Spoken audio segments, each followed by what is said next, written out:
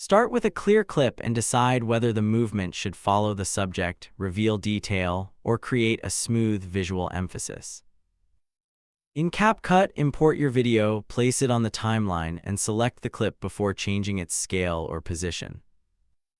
For the basic workflow, review Capcut's keyframe guidance first, especially how keyframes control changes in scale and position over time. Use a steady shot with visible space around the subject, so the pan or zoom has room to develop without looking cramped.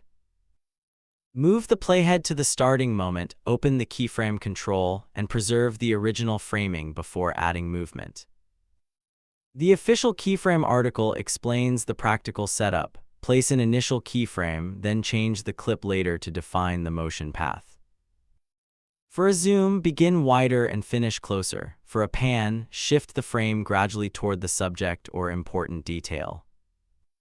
At the later playhead position, adjust scale for zooming or reposition the image for panning, letting Capcut interpolate between keyframes.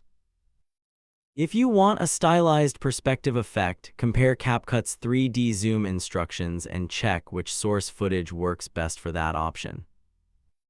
Watch the edges during movement. Excessive zooming can reveal softness, while aggressive panning can push the subject out of frame.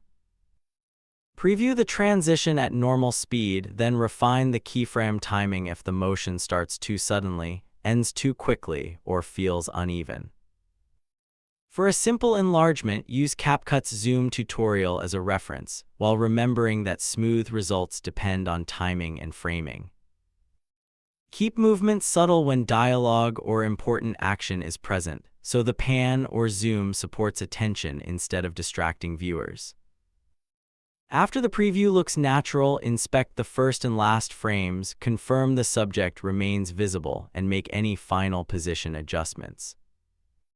Before exporting, consult Capcut's help material for troubleshooting or updated controls, then review the finished movement once more.